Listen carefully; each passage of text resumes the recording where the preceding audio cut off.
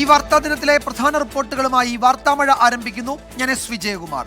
സംസ്ഥാനത്ത് അടുത്ത 5 ദിവസം അതിശക്തമായ മഴ തുടരാൻ സാധ്യത. വടക്കൻ കേരളത്തിൽ ഇന്ന് പരക്കെ അതിതീവ്ര മഴയ്ക്ക് സാധ്യതയെന്ന് കേന്ദ്ര കാലാവസ്ഥാ വകുപ്പിന്റെ മുന്നറിയിപ്പ്.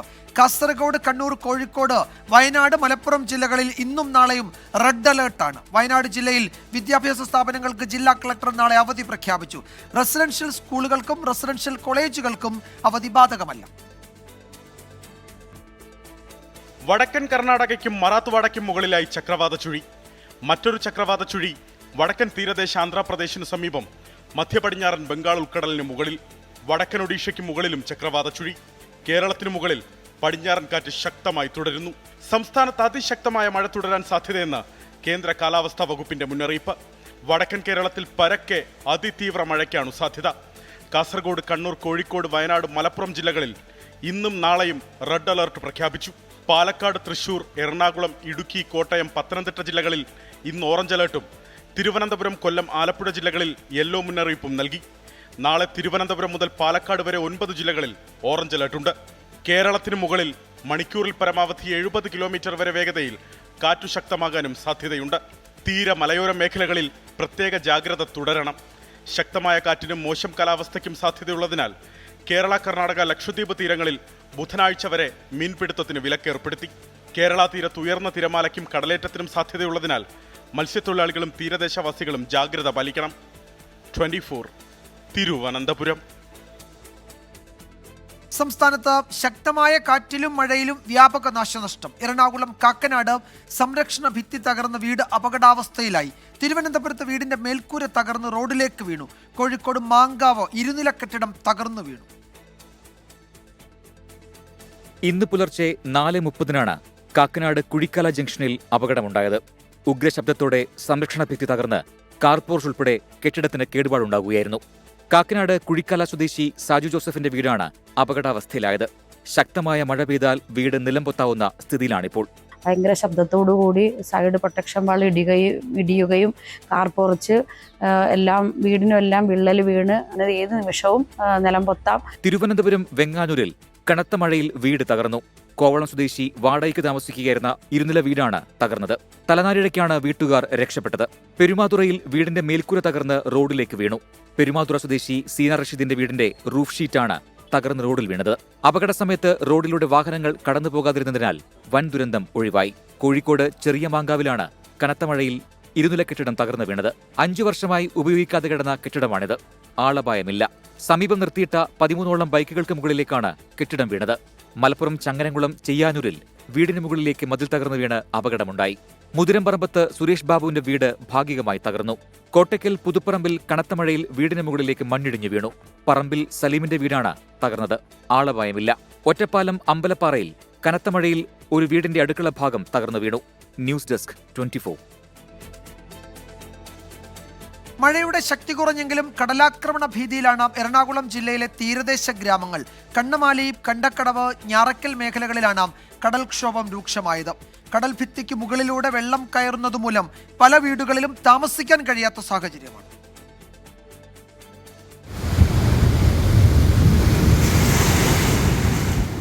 ശക്തമായ കടലാക്രമണം തുടരുന്ന കണ്ണമാലി, ഞാറക്കൽ മേഖലകളിൽ വീടുകളിലേക്ക് കടൽ കയറുന്ന സാഹചര്യമാണ് നിലവിലുള്ളത്. കണ്ണമാലി ചെറിയ കടവ് ഗ്യാസ് ഗോഡൌണിന് സമീപം കടലാക്രമണത്തിൽ വീടിന്റെ മതിൽ തകർന്നു. ഇതോടെ LPG ഗോഡൌണിനകത്തേക്ക് കടൽ വെള്ളം അടിച്ചു കയറുന്ന സ്ഥിതിയാണുള്ളത്. ഞാറക്കൽ പഞ്ചായത്തിലെ 1-16 വാർഡുകളിലും കടലാക്രമണം രൂക്ഷമാണ്. കടൽ ഭിത്തിക്ക് മുകളിലൂടെ വെള്ളം അടിച്ചു കയറുന്നതാണ് തീരദേശവാസികളെ പ്രതിസന്ധിയിലാക്കുന്നത്. ഇതോടെ വീടുകളിൽ താമസിക്കാൻ കഴിയാത്ത സ്ഥിതിയാണുള്ളത്. മഴ മാറി നിൽക്കുമ്പോഴാണ് രൂക്ഷമായ കടലാക്രമണം ഉണ്ടാകുന്നത്.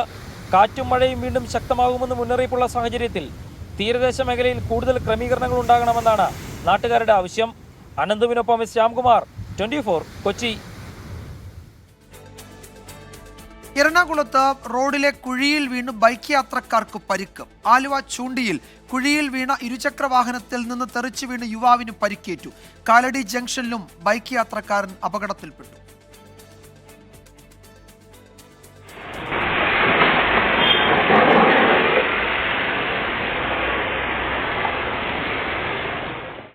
ആലുവ ചൂണ്ടിയിൽ ഇന്നലെ രാത്രി 10 മണിയോടെയാണ് അപകടം. ആലുവ മലയപ്പള്ളി വാരിയത്ത് ശിഹാബിനാണ് പരിക്കേറ്റത്. വീട്ടിലേക്ക് പോകുന്നതിനിടെയാണ് അപകടമുണ്ടായത്. കൈക്കും തലയ്ക്കുമാണ് പരുക്ക്.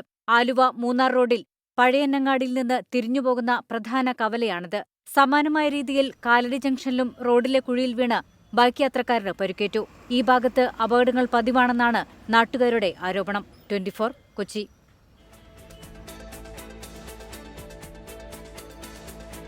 അറബിക്കടലിൽ തീപിടിച്ച ചരക്ക് കപ്പൽ തീരത്ത് നിന്ന് ഉൾക്കടലിലേക്ക് നീക്കി. കൊച്ചി തീരത്ത് നിന്ന് 45 നോട്ടിക്കൽ മൈൽ ദൂരത്തിലാണ് നിലവിൽ ഈ കപ്പലുള്ളത്. വാൻഹായി കപ്പലിൽ നിന്ന് താഴേക്ക് പതിച്ച കണ്ടെയ്നറുകൾ എറണാകുളം, ആലപ്പുഴ ജില്ലകളുടെ തീരത്തടിയാൻ സാധ്യതയുണ്ടെന്ന് കോസ്റ്റ് ഗാർഡ് അറിയിച്ചു. അറബിക്കടലിൽ തീപിടിച്ച ചരക്ക് കപ്പൽ വാൻഹായ് 503 നേവിയുടെ നേതൃത്വത്തിലെ ദൗത്യസംഘം ഉൾക്കടലിലേക്ക് വലിച്ചു കൊണ്ടുപോയത്. നിലവിൽ 45 നോട്ടിക്കൽ മൈൽ ദൂരത്തുള്ള കപ്പലിൽ നിന്ന് ഇപ്പോഴും പുക ഉയരുന്നുണ്ട്. തീപിടിച്ച കപ്പലിനെ നിയന്ത്രിക്കാൻ കമ്പനി ഉടമകൾ ഏർപ്പെടുത്തിയ ടോയിങ് കപ്പലുമായി വാടകയെ ചൊല്ലിയുള്ള തർക്കമുണ്ടായിരുന്നു. ഇതിനിടെ നിയന്ത്രണം വിട്ട കപ്പൽ കൊച്ചി തീരത്ത് നിന്ന് 27 നോട്ടിക്കൽ മൈൽ അടുത്തുവരെ എത്തി. തീരത്തിന് ഭീഷണിയുണ്ടായതോടെയാണ് നാവികസേന അടിയന്തരമായി ഇടപെട്ടത്. INS ശാരദയുടെ നേതൃത്വത്തിൽ നാവികസേന കൊച്ചിയിൽ നിന്ന് കൊണ്ടുവന്ന ടോയിങ് ഷിപ്പ് ഉപയോഗിച്ച് കപ്പലിനെ നിയന്ത്രണത്തിലാക്കി. തുടർന്ന് നേവി ഹെലികോപ്റ്ററിൽ വിദഗ്ധരെ കപ്പലിലേക്ക് ഇറക്കി. പ്രതികൂല കാലാവസ്ഥയിലും 1.5 നോട്ട്സ് വേഗതയിലാണ് കപ്പലിനെ തീരത്ത് നിന്ന് കൊണ്ടുപോയിക്കൊണ്ടിരിക്കുന്നത്. കപ്പലിൽ നിന്ന് താഴേക്ക് പതിച്ച കണ്ടെയ്നറുകൾ 16-ാം തീയതി മുതൽ എറണാകുളം ജില്ലയുടെ തെക്കുഭാഗത്തും ആലപ്പുഴ, കൊല്ലം ജില്ലകളുടെ തീരങ്ങളിലുമായി വന്നടിയാൻ സാധ്യതയുണ്ടെന്ന് കോസ്റ്റ് ഗാർഡ് വ്യക്തമാക്കി. കപ്പലിൽ നിന്ന് വീണതെന്ന് സംശയിക്കുന്ന വസ്തുക്കൾ സ്പർശിക്കാൻ പാടില്ലെന്നും 200 മീറ്റർ അകലം പാലിക്കണമെന്നും സംസ്ഥാന ദുരന്ത നിവാരണ അതോറിറ്റി മുന്നറിയിപ്പ് നൽകി. 24 കൊച്ചി.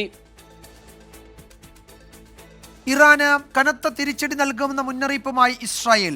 പ്രകോപനം തുടർന്നാൽ ടെഹ്റാൻ കത്തുമെന്ന് ഇസ്രായേൽ പ്രതിരോധ മന്ത്രി.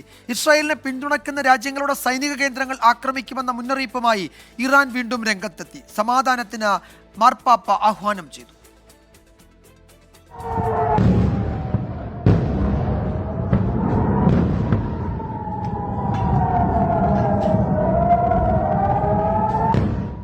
ഇറാന്റെ ബാലിസ്റ്റിക് മിസൈൽ ആക്രമണത്തിൽ 4 പേർ കൊല്ലപ്പെട്ടെന്ന് ഇസ്രായേൽ സ്ഥിരീകരിച്ചു. 100-ൽ താഴെ മിസൈലുകൾ മാത്രമാണ് ഇറാൻ നിക്ഷേപിച്ചതെന്നും ഇവയിൽ ഭൂരിഭാഗവും തകർത്തതായും ഇസ്രായേലിനെ പിന്തുണച്ചാൽ മേഖലയിലെ സൈനിക കേന്ദ്രങ്ങൾ ആക്രമിക്കുമെന്ന് US, UK, ഫ്രാൻസ് എന്നീ രാജ്യങ്ങൾക്ക് ഇറാന്റെ മുന്നറിയിപ്പ്. സംഘർഷം രൂക്ഷമായതോടെ ഇസ്രായേൽ പ്രധാന നേതാക്കളെ ബങ്കറുകളിലേക്ക് മാറ്റി.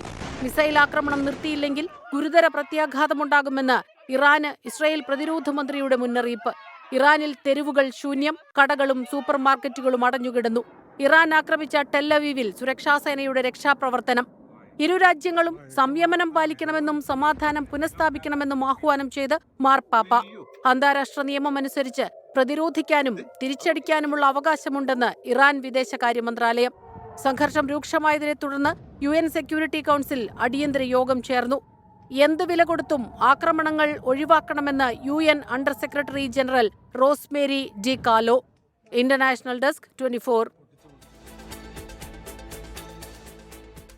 അതേസമയം ഇറാനും അമേരിക്കയും നാളെ നടത്താനിരുന്ന ആണവ ചർച്ചകൾ റദ്ദാക്കി. മസ്കറ്റിൽ നടക്കാനിരുന്ന ചർച്ച റദ്ദാക്കിയെന്ന് ഒമാൻ സ്ഥിരീകരിച്ചു. ഇറാൻ ഇസ്രായേൽ ആക്രമണം രൂക്ഷമായി തുടരുന്ന സാഹചര്യത്തിലാണ് ഈ തീരുമാനം. ആക്രമണം തുടരുന്ന പശ്ചാത്തലത്തിൽ US-ഉമായുള്ള ആണവ ചർച്ചകൾ അർത്ഥശൂന്യമെന്ന് ഇറാൻ നേരത്തെ പ്രതികരിച്ചിരുന്നു. അതേസമയം ഇറാനിലെ എല്ലാ സ്ഥലങ്ങളിലും ആക്രമണം നടത്തുമെന്ന് ഇസ്രായേൽ പ്രധാനമന്ത്രി ബെഞ്ചമിൻ നെതന്യാഹു മുന്നറിയിപ്പ് നൽകി. വിദേശകാര്യമന്ത്രി S ജയശങ്കറുമായി ഇറാൻ വിദേശകാര്യമന്ത്രി ടെലിഫോണിൽ സംസാരിച്ചു. ഇന്റർനാഷണൽ ഡെസ്കിൽ നിന്ന് PP ജെയിംസ് ഏറ്റവും പുതിയ വിവരങ്ങൾ നൽകും.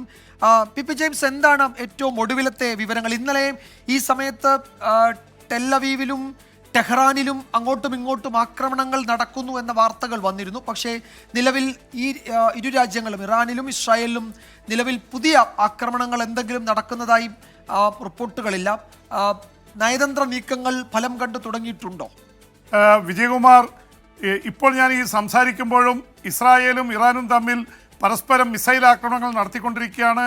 തീവർഷം നടത്തുന്നു. ഒരു ഭാഗത്ത് ടെല്ലവീവിലും ജെറൂസലമിലും ആണ് ഇറാൻ്റെ മിസൈലുകൾ പതിച്ചതായി റിപ്പോർട്ടുകളുള്ളത്. ഒപ്പം തന്നെ ഇസ്രായേൽ വലിയ രീതിയിലുള്ള ആക്രമണത്തിന് തയ്യാറെടുക്കുന്നുവെന്നാണ് ബെഞ്ചമിൻ നെതന്യാഹു ഈ മണിക്കൂറുകളിൽ പറഞ്ഞിട്ടുള്ളത്. പ്രത്യേകിച്ച് ഇറാൻ നടത്തിയ ആക്രമണം സാധാരണ ഇസ്രായേലിൻ്റെ അയൺ ഡോമുകളിൽ തട്ടി തകരുകയാണ് പതിവ്. പക്ഷേ ഇത്തവണത്തെ ആക്രമണത്തിൽ പല സ്ഥലത്തും മിസൈലുകൾ പതിച്ചിട്ടുണ്ട്. ഇസ്രായേലിൽ 4 പേർ കൊല്ലപ്പെട്ടു, 100-ലധികം പേർക്ക് പരിക്കേറ്റു. അതുകൊണ്ട് തന്നെ ഇസ്രായേൽ അജയ്യമായി നിൽക്കുകയായിരുന്നു. ഗസ യുദ്ധത്തിലാണെങ്കിലും യമനികളോട് അവിടെ ഹൂതികളോട് ഏറ്റുമുട്ടുന്ന കാര്യത്തിലായാലും ഹെസ്ബുള്ളയുമായി ലെബനിൽ ഏറ്റുമുട്ടുമ്പോഴും അതിൽ നിന്ന് വ്യത്യസ്തമായി ഇറാൻ്റെ തിരിച്ചടി ഉണ്ടായത് ഒരു തരത്തിൽ ഇസ്രായേലിനെ പ്രകോപിപ്പിച്ചിട്ടുണ്ട്. പക്ഷെ അതിനേക്കാൾ വലിയ അടിയാണ് ഇസ്രായേൽ ഇറാനിൽ നടത്തിയിരിക്കുന്നത്. ആണവ കേന്ദ്രങ്ങൾ തകർത്തു, സൈനിക കേന്ദ്രങ്ങൾ, സൈനിക തലവന്മാരെ വധിച്ചു, 9 സൈനിക ആണവ ശാസ്ത്രജ്ഞരെ വധിച്ചുവെന്നാണ് ഇപ്പോഴത്തെ ഏറ്റവും അവസാനം ഇസ്രായേൽ അവകാശപ്പെട്ടിരിക്കുന്നത്. ഇതിനിടയിൽ വിജയകുമാർ ഇപ്പോൾ ഉണ്ടായിരിക്കുന്ന ഈ മിനിറ്റുകളിൽ വരുന്ന ഒരു പ്രധാനപ്പെട്ട വാർത്ത, അമേരിക്കയുടെ പ്രസിഡന്റ് ഡൊണാൾഡ് ട്രംപും റഷ്യയുടെ പ്രസിഡന്റ് വ്ളാഡിമിർ പുടിനും തമ്മിൽ ടെലിഫോൺ സംഭാഷണം നടന്നുവെന്ന വാർത്തയാണ് ഏറ്റവും ലേറ്റസ്റ്റ് ആയിട്ട് വരുന്നത്. ആ സംഭാഷണത്തിൽ റഷ്യൻ പ്രസിഡന്റ് വ്ളാഡിമിർ പുടിൻ ഇറാനെ ഇസ്രായേൽ ആക്രമിച്ചതിനെ അതിശക്തമായ ഭാഷയിൽ എതിർപ്പ് പ്രകടിപ്പിച്ചു, പ്രതിഷേധം അറിയിച്ചു. അതുകൊണ്ട് റഷ്യ ഇറാനെ സഹായിക്കുന്നൊരു നിലപാട് സ്വീകരിക്കുമെന്നുള്ള തരത്തിലാണ് കാര്യങ്ങൾ സംസാരിച്ചിട്ടുള്ളത്. സ്വാഭാവികമായിട്ടും ട്രംപിനെ സംബന്ധിച്ചിടത്തോളം ട്രംപ് ഈ യുദ്ധത്തിന് അല്ലെങ്കിൽ ഈ ഏറ്റുമുട്ടലിന് എതിരാണെന്ന് പറഞ്ഞെങ്കിലും ഈ ഏറ്റുമുട്ടൽ വന്ന് ഇറാൻ ബാലിസ്റ്റിക് മിസൈലുകൾ അയച്ചപ്പോൾ അത് തടയാൻ അമേരിക്കയുടെ വിമാനവാഹിനി കപ്പൽ, അറബിക്കടലിലുള്ള വിമാനവാഹിനി കപ്പലുകളും ഇന്റർസെപ്റ്റർ സംവിധാനങ്ങളും ഉപയോഗിച്ചിരുന്നു. അപ്പോൾ അമേരിക്ക ഒരു തരത്തിൽ ഇസ്രായേലിന് പിന്തുണ നൽകിയിട്ടുണ്ട്. അതേസമയം തന്നെ ഇപ്പോൾ വിജയകുമാർ പറഞ്ഞ പോലെ ഒമാൻ അറിയിച്ചിരിക്കുന്നത് അമേരിക്കയും ഇറാനും തമ്മിൽ നടത്താനിരുന്ന ആണവ കരാർ ചർച്ച 6ാമത്തെ റൗണ്ടാണ്, അത് റദ്ദാക്കിയെന്നുള്ളതാണ്. ഇറാൻ തന്നെ പറഞ്ഞിരുന്നു ഇത്രയും വലിയ ഏറ്റുമുട്ടൽ നടക്കുമ്പോൾ ഇനി ആണവ ചർച്ചയ്ക്ക് എന്താണ്, അത് അർത്ഥശൂന്യമാണ് എന്ന് പറഞ്ഞിരുന്നു. അതിന് പിറകെയാണ് ചർച്ചകൾ മാറ്റിയിരിക്കുന്നത്. അപ്പോൾ അതുകൊണ്ട് ഇനി അമേരിക്കയുമായി ഒരു ആണവ കരാറിൽ ഒപ്പിടാം എന്നുള്ള പേരിൽ ഒരു മധ്യസ്ഥ ശ്രമമോ സമാധാന ശ്രമമോ നടക്കില്ല. അപ്പോൾ ഇതിൻ്റെ മാർപ്പാപ്പ രംഗത്ത് വന്നിട്ടുണ്ട്. ലിയോ 14 മാർപ്പാപ്പ രംഗത്ത് വന്ന് ഇരു രാഷ്ട്രങ്ങളും സമാധാനത്തിലേക്ക് വരണമെന്നും യുദ്ധം അവസാനിപ്പിക്കണമെന്ന് ആവശ്യപ്പെട്ടിട്ടുണ്ട്. UN secretary general Antonio Guterres ഒരു ടേബിളിൽ നിന്ന് ചർച്ചകളിലൂടെ പരിഹരിക്കണമെന്ന് ആവശ്യപ്പെട്ടു. ലോകരാജ്യങ്ങൾ ഇടപെട്ടിട്ടുണ്ട്. ട്രംപ് ഖത്തറിലെ അമീറുമായും സൗദിയിലെ അവിടുത്തെ മുഹമ്മദ് ബിൻ സൽമാൻ കിരീടാവകാശിയുമായി സംസാരിച്ചു. ഇവരൊക്കെ ഇടപെടുന്നുണ്ടെങ്കിലും ഒരു തരത്തിലും ഇസ്രായേലും ഇറാനും വഴങ്ങാൻ തയ്യാറായിട്ടില്ല. ഇന്ന് രാത്രി കൂടുതൽ രൂക്ഷമായ യുദ്ധം നടക്കാനാണ് സാധ്യത. കാരണം ഇസ്രായേൽ 150 കേന്ദ്രങ്ങളിൽ ആക്രമണം നടത്തിയിട്ടുണ്ട്. ഇനിയും കൂടുതൽ കേന്ദ്രങ്ങളിലേക്ക് ആക്രമണം നടത്തുമെന്ന് പറഞ്ഞിരിക്കുന്നു. ഇറാനും വെറുതെ ഇരിക്കില്ല. എന്തായാലും യുദ്ധം കൂടുതൽ രൂക്ഷമാകാനാണ് സാധ്യത. വിജയകുമാർ. യെസ്, നമ്മളിത് പറഞ്ഞുകൊണ്ടിരിക്കുമ്പോൾ ശ്രീ പി ജെയിംസ്, അവിടെ ഇറാനിയൻ മീഡിയ റിപ്പോർട്ട് ചെയ്യുന്നു എന്ന തരത്തിൽ ചില മാധ്യമങ്ങൾ നൽകുന്ന വിവരം ഒരു 6 മിനിറ്റ് മുമ്പാണ് ഇറാൻ്റെ ഒരു പ്രധാനപ്പെട്ട നഗരം, അവരുടെ ഒരു സതേൺ പോർട്ട് സിറ്റി, കങ്കൺ എന്നാണ് ആ സിറ്റിയുടെ പേര് പറയുന്നത്. അവിടെ ഒരു സൗത്ത് പാർട്സ് എന്ന ഒരു റിഫൈനറി ഉണ്ട്, ഒരു വലിയ റിഫൈനറിയാണ്. ആ റിഫൈനറിയിൽ ഒരു വലിയ സ്ഫോടനമുണ്ടായി എന്നാണ് പറയുന്നത്. വലിയ സ്ഫോടനമാണ് കേട്ടത്. അവിടെ അതിൽ വലിയ തോതിൽ തീപിടുത്തം ഉണ്ടായിട്ടുണ്ട്. അവിടെ ഫയർ ഫൈറ്റേഴ്സൊക്കെ തീ നിയന്ത്രണ വിധേയമാക്കാൻ ശ്രമിച്ചുകൊണ്ടിരിക്കുന്നു. ഒരു ഡ്രോൺ ആക്രമണമാണ് എന്ന വിവരം വരുന്നുണ്ട്. പക്ഷേ ഇത് ഔദ്യോഗികമായി സ്ഥിരീകരിച്ചിട്ടില്ല. ഇറാനിയൻ മീഡിയ ഇത് റിപ്പോർട്ട് ചെയ്യുന്നുണ്ട് ഇക്കാര്യങ്ങൾ എന്ന വിവരമായി ഈ ഘട്ടത്തിൽ വരുന്നത്. ഒരു പക്ഷേ ഈ ഇറാൻ US ആണവ ചർച്ച റദ്ദാക്കുകയും ഒക്കെ ചെയ്തു. അതിൻ്റെയൊക്കെ പശ്ചാത്തലത്തിൽ ഒരു പക്ഷേ കുറെ കൂടി ആക്രമണങ്ങൾ കടുക്കുമോ എന്ന്, ഇരു രാജ്യങ്ങളും അത്തരത്തിൽ ആക്രമണങ്ങൾക്ക് തയ്യാറായേക്കുമോ എന്ന ആശങ്ക ലോകത്തിനുണ്ട്. എന്തായാലും നയതന്ത്ര ഇടപെടലുകളും നയതന്ത്ര ചർച്ചകളും ഒക്കെ നടക്കുന്നുണ്ട്. പ്രശ്നപരിഹാരം ലക്ഷ്യമിട്ടത് ഫലം കാണും എന്ന് നമുക്ക് പ്രത്യാശിക്കാം. പി ജെയിംസ് ആണ് വിവരങ്ങൾ നൽകിയത് ന്യൂസ് ഡെസ്കിൽ നിന്ന്. ഇസ്രായേൽ ഇറാൻ സംഘർഷം രൂക്ഷമാകുന്ന സാഹചര്യത്തിൽ മേഖലയുടെ സുരക്ഷ ഉറപ്പാക്കാൻ ഗൾഫ് രാജ്യങ്ങൾക്കിടയിൽ അനുരഞ്ജന നീക്കങ്ങൾ തുടങ്ങി. സംഘർഷം മേഖലയുടെ സുരക്ഷയ്ക്ക് ഭീഷണിയാകുമെന്ന വിലയിരുത്തലിലാണ് ഗൾഫ് രാജ്യങ്ങൾ. വെള്ളിയാഴ്ച പുലർച്ചെയോടെ ഇറാനിലെ സുപ്രധാന കേന്ദ്രങ്ങൾ ലക്ഷ്യമാക്കി ഇസ്രായേൽ നടത്തിയ ആക്രമണവും തിരിച്ചടിയായി 24 മണിക്കൂറിനകം ഇറാൻ നടത്തിയ പ്രത്യാക്രമണവും ഗൾഫ് മേഖലയിൽ വലിയ ആശങ്കയാണ് ഉണ്ടാക്കിയത്. ഇറാന്റെ പരമാധികാരത്തിനുമേൽ എല്ലാ അന്താരാഷ്ട്ര മര്യാദകളും ലംഘിച്ച് ഇസ്രായേൽ നടത്തിയ ആക്രമണത്തെ ഖത്തറും സൗദി അറേബ്യയും ഉൾപ്പെടെയുള്ള രാജ്യങ്ങൾ ശക്തമായ ഭാഷയിലാണ് അപലപിച്ചത്. വിഷയത്തിൽ അന്താരാഷ്ട്ര സമൂഹം ഇടപെടണമെന്നും ഉത്തരവാദിത്തം ഏറ്റെടുക്കണമെന്നും ഖത്തർ വിദേശകാര്യമന്ത്രി ആവശ്യപ്പെട്ടു. വെള്ളിയാഴ്ച രാവിലെ ഖത്തർ വിദേശകാര്യ സഹമന്ത്രി ഖത്തറിലെ ഇറാൻ അംബാസിഡറുമായി കൂടിക്കാഴ്ച നടത്തി സ്ഥിതിഗതികൾ വിലയിരുത്തിയിരുന്നു. ഇതിന് പിന്നാലെ ഖത്തർ പ്രധാനമന്ത്രിയും വിദേശകാര്യമന്ത്രിയുമായ Sheikh Mohammed bin Abdul Rahman Al Thani Saudi വിദേശകാര്യമന്ത്രി Faisal bin Farhan bin Abdullah Al സൗദുമായി നിലവിലെ സാഹചര്യങ്ങൾ ഫോണിൽ ചർച്ച ചെയ്തു. ഖത്തർ അമീർ Sheikh Tamim bin Hamad Al Thani American president Donald ട്രംപുമായും ഫോണിൽ ബന്ധപ്പെട്ട് സംഘർഷം എത്രയും പെട്ടെന്ന് അവസാനിപ്പിക്കേണ്ടതിന്റെ പ്രാധാന്യം ചൂണ്ടിക്കാട്ടിയിരുന്നു. ഇറാൻ വ്യോമപാത അടച്ചതോടെ ഇപ്പോൾ തന്നെ ഗൾഫിൽ നിന്നുള്ള പല വിമാന സർവീസുകളും റദ്ദാക്കുകയോ കാലതാമസം നേരിടുകയോ ചെയ്യുന്ന അവസ്ഥയാണ്. അൻവർ പാലേരി, 24 ദോഹ. മൂവാറ്റുപുഴ കദളിക്കാട് വാഹന പരിശോധനയ്ക്കിടെ പോലീസ് ഉദ്യോഗസ്ഥനെ കാർ ഇടിപ്പിച്ച് കൊലപ്പെടുത്താൻ ശ്രമം. ഗുരുതരമായി പരിക്കേറ്റ മൂവാറ്റുപുഴ കല്ലൂർക്കാട് SI മുഹമ്മദിനെ അടിയന്തര ശസ്ത്രക്രിയയ്ക്കായി ആശുപത്രിയിലേക്ക് മാറ്റി. പ്രതികൾക്കെതിരെ വധശ്രമത്തിന് കേസെടുത്തു. ഇന്ന് ഉച്ചകഴിഞ്ഞ് 3 മണിയോടുകൂടിയാണ് കല്ലൂർക്കാട് SI മുഹമ്മദും സംഘവും പട്രോളിങ്ങിനായി ഇറങ്ങിയത്. കല്ലൂർക്കാടിന് സമീപം കദളിക്കാട് സംശയാസ്പദമായ സാഹചര്യത്തിൽ നിർത്തിയിട്ടിരിക്കുന്ന കാറിൽ പരിശോധനയ്ക്ക് എത്തിയതോടെയാണ് സംഭവങ്ങളുടെ തുടക്കം. കാറിലുണ്ടായിരുന്ന യുവാക്കൾ പരസ്പരം എന്തോ കൈമാറുന്നത് ശ്രദ്ധയിൽപ്പെട്ടതോടെ വാഹനം പരിശോധിക്കണമെന്ന് SI ആവശ്യപ്പെട്ടു. ഈ സമയം കാറിന്റെ ഡ്രൈവിംഗ് സീറ്റിലുണ്ടായിരുന്ന യുവാവ് കാർ സ്റ്റാർട്ട് ചെയ്യാൻ ശ്രമിച്ചത് പോലീസ് ഉദ്യോഗസ്ഥൻ തടഞ്ഞു. കാറിലുണ്ടായിരുന്ന മറ്റൊരു വിഭാഗം പുറത്തേക്കിറങ്ങിയ സമയത്ത് ഡ്രൈവിംഗ് സീറ്റിലുണ്ടായിരുന്ന യുവാവ് കാർ പെട്ടെന്ന് പിന്നോട്ടെടുക്കുകയും മുഹമ്മദ് നിലത്ത് വീഴുകയുമായിരുന്നു. നിലത്ത് വീണുകിടന്ന SI മുഹമ്മദിന്റെ കാലിലൂടെയും ശരീരത്തിലൂടെയും കാർ കയറ്റിയിറക്കി. വഴിയാഞ്ചിലെത്തിയപ്പോൾ സാൻഡ്രോ ബ്ലാക്ക് കാർ റോഡ് സൈഡിൽ ഒതുക്കിയിട്ടിട്ട് 2 പിള്ളേരെന്തോ കൈമാറുന്ന പോലെ തോന്നി. വണ്ടി പാസ് ചെയ്തിട്ട് വണ്ടിയുടെ ഇറക്കി കഴിഞ്ഞപ്പോൾ സ്റ്റാർട്ട് ചെയ്യാൻ നോക്കുക. അപ്പോൾ ഞങ്ങൾക്ക് താക്കോൽ ഓഫ് ചെയ്യണമെന്ന് ഇറങ്ങിയ കാര്യം ചോദിക്കാനാണ് നടത്തി. അപ്പോൾ നേരെ വണ്ടി റിവേഴ്സ് ഫുള്ള് ലെഫ്റ്റിലേക്ക് പിടിച്ച് റിവേഴ്സ് ഒറ്റ എടുക്കില്ല. കാലക്കൂടെ കയറിയപ്പോൾ വീണു. പിന്നെ വലത് തോടെ കൂടെ കയറി ഇങ്ങനെ ഈ ഷോൾഡർ ഈ ചെസ്റ്റിൻ്റെ ഇതിൽ കൂടെ കൈയുടെ ഇതിൽ കൂടെ കയറി ഈ കൈയുടെ ഇതിൽ കൂടെ കയറി വണ്ടി അത് കറങ്ങി ഇവിടെ ഈ ചെസ്റ്റിൻ്റെ കൂടെ കയറി കഴിഞ്ഞിട്ട് ജാമായിട്ടുണ്ട്.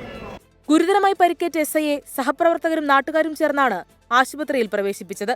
തൊടുപുഴയിലെ ആശുപത്രിയിൽ പ്രവേശിപ്പിച്ച SI മുഹമ്മദിന് ശസ്ത്രക്രിയ അനിവാര്യമാണ്. രക്ഷപ്പെട്ട പ്രതികളെക്കുറിച്ച് കൃത്യമായി സൂചന ലഭിച്ചിട്ടുണ്ടെന്ന് പോലീസ് പറഞ്ഞു. 24 തൊടുപുഴ. വാർത്താമഴയിലേക്ക് വീണ്ടും സ്വാഗതം. അഹമ്മദാബാദ് വിമാന ദുരന്തം അന്വേഷിക്കാൻ കേന്ദ്ര ആഭ്യന്തര സെക്രട്ടറിയുടെ അധ്യക്ഷതയിൽ ഉന്നതാധികാര സമിതി രൂപീകരിച്ച് വ്യോമയാന മന്ത്രാലയം. ഭാവിയിൽ സമാന അപകടങ്ങൾ ഉണ്ടാകാതിരിക്കാൻ വിമാന കമ്പനികൾക്ക് പുതിയ മാർഗനിർദ്ദേശങ്ങൾ സമിതി ശുപാർശ ചെയ്യും. ബോയിംഗ് 787 വിമാനങ്ങളിൽ അധിക സുരക്ഷാ പരിശോധന നടത്താനുള്ള DGCA നിർദ്ദേശം പാലിച്ചതായി എയർ ഇന്ത്യ അറിയിച്ചു. നിലവിൽ അന്വേഷണം നടത്തുന്ന ഏജൻസികളുമായി സഹകരിച്ചാകും ഉന്നതാധികാര സമിതിയുടെ അന്വേഷണം. ആഭ്യന്തര സെക്രട്ടറി അധ്യക്ഷനായ സമിതിയിൽ വ്യോമയാന സെക്രട്ടറി, ആഭ്യന്തര വകുപ്പ് അഡീഷണൽ സെക്രട്ടറി, ഗുജറാത്ത് ആഭ്യന്തര വകുപ്പിലെ ഉദ്യോഗസ്ഥൻ, ദുരന്ത നിവാരണ അതോറിറ്റി, വ്യോമസേന പ്രതിനിധികൾ, അഹമ്മദാബാദ് പോലീസ് കമ്മീഷണർ എന്നിവർ ഉണ്ടായിരിക്കും. വിമാനം പറന്നുയരുന്നതിന് മുൻപ് നടത്തേണ്ട പരിശോധനകൾക്ക് പുതിയ സ്റ്റാൻഡേർഡ് ഓപ്പറേറ്റിംഗ് പ്രൊസീജിയറും സമിതി ശുപാർശ ചെയ്യും. 3 മാസത്തിനകം റിപ്പോർട്ട് സമർപ്പിക്കാനാണ് നിർദ്ദേശം. എയർക്രാഫ്റ്റ് ആക്സിഡന്റ് ഇൻവെസ്റ്റിഗേഷൻ ബ്യൂറോയുടെ അന്വേഷണവും സമാന്തരമായി നടക്കുകയാണ്. കൂടുതൽ വിദഗ്ധരെ കൂടി ഉൾപ്പെടുത്തി അന്വേഷണ സംഘം വിപുലീകരിക്കുമെന്ന് വ്യോമയാന മന്ത്രി അറിയിച്ചു. AIB team believes that this decoding of the black box is going to give a in-depth insight into what would have actually happened, to investigate in a holistic way into the incident. And we have put a time limit of 3 months. We do have a very strict protocol, robust protocol, which we follow every time. Do an extended surveillance into the Boeing 787 series. ഇതുവരെ നടന്ന അന്വേഷണ പുരോഗതി വിലയിരുത്താൻ വ്യോമയാന മന്ത്രിയുടെ ഓഫീസിൽ ഉന്നതതല യോഗവും ചേർന്നു. DGCA director general, airport authority ഉദ്യോഗസ്ഥരടക്കം യോഗത്തിൽ പങ്കെടുത്തു. അപകടത്തിൽപ്പെട്ട ബോയിംഗ് 787 വിമാനങ്ങൾക്ക് അധിക സുരക്ഷ പരിശോധന നടത്താൻ DGCA നിർദ്ദേശിച്ചിരുന്നു. ഇതിനെ തുടർന്ന് 9 വിമാനങ്ങളിൽ പരിശോധന പൂർത്തിയാക്കിയതായി എയർ ഇന്ത്യ അറിയിച്ചു. 24 വിമാനങ്ങളിൽ കൂടി പരിശോധന നടത്താനുണ്ട്. 24 ഡൽഹി. അഹമ്മദാബാദിൽ വിമാന അപകടം നടന്ന സ്ഥലത്ത് നിന്നും ഒരു മൃതദേഹം കൂടി കണ്ടെത്തി. അപകടത്തിൽ മരിച്ചവരുടെ DNA പരിശോധന നടപടികൾ അതിവേഗം പുരോഗമിക്കുകയാണ്. മലയാളി നഴ്സ് രഞ്ജിതയുടെ സഹോദരൻ അഹമ്മദാബാദിലെത്തി DNA സാമ്പിൾ നൽകി. അതേസമയം അപകടത്തിൽ 4 MBBS വിദ്യാർത്ഥികൾ കൊല്ലപ്പെട്ടെന്ന് BJ മെഡിക്കൽ കോളേജ് അറിയിച്ചു. തകർന്ന വിമാനത്തിന്റെ വാൽഭാഗം കെട്ടിടത്തിന് മുകളിലാണ്. അതിനകത്താണ് മൃതദേഹം ഉണ്ടായിരുന്നത്. തിരിച്ചറിയാൻ കഴിയാത്ത നിലയിലായിരുന്നു. മോർച്ചറിയിലേക്ക് മാറ്റി. അപകടത്തിൽ മരിച്ചവരുടെ ബന്ധുക്കൾക്ക് DNA സാമ്പിൾ നൽകാനായി വിപുലമായ സൗകര്യമാണ് അഹമ്മദാബാദിലെ BJ ആശുപത്രിയിൽ ഒരുക്കിയിരിക്കുന്നത്. 100-ലേറെ പേരുടെ സാമ്പിൾ ഇതിനോടകം ശേഖരിച്ചു കഴിഞ്ഞു. രാവിലെ 6 മണിയോടെയാണ് അപകടത്തിൽ കൊല്ലപ്പെട്ട രഞ്ജിതയുടെ സഹോദരൻ രതീഷ് അഹമ്മദാബാദിലേക്ക് എത്തിയത്. വിമാനത്താവളത്തിൽ എയർ ഇന്ത്യ ജീവനക്കാർ സഹായത്തിനായി എത്തിയിരുന്നു. അഹമ്മദാബാദിലെ മലയാളി സമാജവും സഹായത്തിനുണ്ട്. വിമാനത്താവളത്തിൽ നിന്ന് നേരെ BJ മെഡിക്കൽ കോളേജിലെത്തി സാമ്പിൾ കൈമാറി. അപകടത്തിൽ മരിച്ചത് 4 MBBS വിദ്യാർത്ഥികൾ മാത്രമെന്ന് വിദ്യാർത്ഥികളുടെ അസോസിയേഷൻ ഇന്ന് പറഞ്ഞു. उसमें 4 मेडिकल स्टूडेंट की दुखद मृत्यु हुई है और उसके अलावा जो रिलेटिव थे, सुपर स्पेशलिस्ट के रेसिडेंट डॉक्टर थे, उनके रिलेटिव के साथ टोटल डेथ के 9 है और 20 स्टूडेंट को इधर एडमिट किया गया था, जिसमें से 11 को डिस्चार्ज कर दिया गया. ഡോക്ടർമാരുടെ കുടുംബാംഗങ്ങളായ 4 പേരും മരിച്ചവരിൽ ഉണ്ട്. 1996-ൽ 2 വിമാനങ്ങൾ കൂട്ടിയിടിച്ചുണ്ടായ അപകടം മാറ്റി നിർത്തിയാൽ മരണസംഖ്യ കൊണ്ട് നമ്മുടെ രാജ്യം കണ്ട ഏറ്റവും വലിയ വിമാന ദുരന്തമായി മാറുകയാണ് അഹമ്മദാബാദിലെ ഈ അപകടം. അഹമ്മദാബാദിലെ BJ മെഡിക്കൽ കോളേജിൽ നിന്നും വരുൺ വടശ്ശേരിക്കരയ്ക്കൊപ്പം ശ്രീനാഥ് ചന്ദ്രൻ, 24. വിമാനാപകടത്തിൽ വിറങ്ങലിച്ച് അഹമ്മദാബാദിലെ മേഘാനി നഗർ. 30 സെക്കൻഡിൽ വിമാനം ഒരു തീഗോളമായി മാറിയെന്ന് പ്രദേശവാസികൾ 24-നോട് പറഞ്ഞു.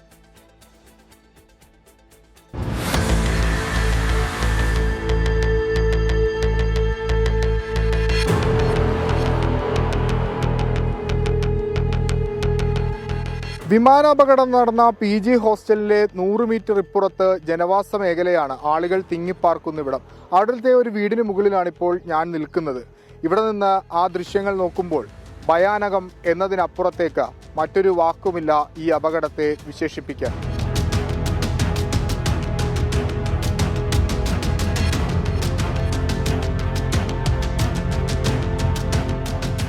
ഓരോ മണിക്കൂറും മേഘാനി നഗറിന് മുകളിലൂടെ വിമാനങ്ങൾ പറന്നുയരാറുണ്ട്. അതുകൊണ്ട് തന്നെ സ്വപ്നത്തിൽ പോലും അവർ ഇങ്ങനെയൊരു വിമാന ദുരന്തം പ്രതീക്ഷിച്ചിരുന്നില്ല.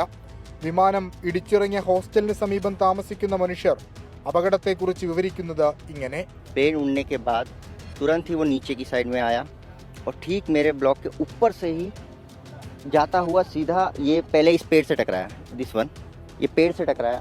फिर उसके बाद ये पानी की टांकी हुआ करती थी, इससे टकराया. यहाँ पे ये पेड़ है, इससे टकराया. फिर नीम का पेड़ और सामने वो वाला पेड़, उस सबसे टकराते हुए सीधा का सीधा बिल्डिंग के अंदर लैंड किया और जिसके कारण उसका आगे वाला भाग टूट गया.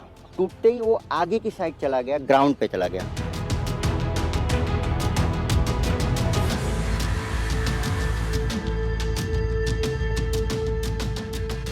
സമീപത്തെ ചില വീടുകൾക്ക് ബലക്ഷയം സംഭവിച്ചിട്ടുണ്ട്.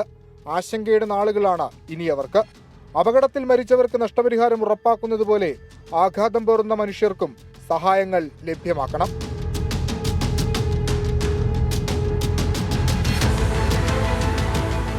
വിമാനാപകടത്തിന്റെ ആഘാതത്തിൽ നിന്ന് ഈ പ്രദേശവാസികൾ മുക്തരായിട്ടില്ല. എപ്പോൾ മുക്തരാകുമെന്ന് പറയാനുമാകില്ല.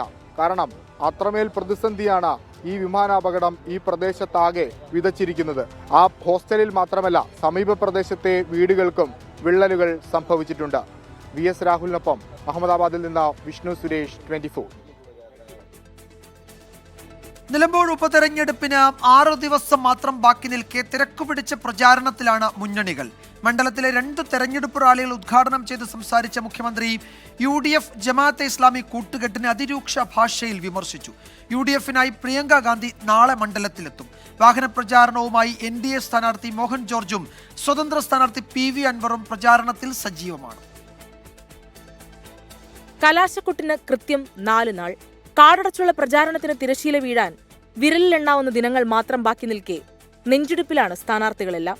പഞ്ചായത്ത് പര്യടനങ്ങളും വാഹന പ്രചാരണ ജാഥകളുമായി കളം നിറയാനാണ് ശ്രമം. ഇന്നലെ മണ്ഡലത്തിലെത്തിയ മുഖ്യമന്ത്രി ഇന്ന് വഴിക്കടവിലും എടക്കരയിലും LDF തെരഞ്ഞെടുപ്പ് പൊതുയോഗങ്ങളിൽ പങ്കെടുത്തു.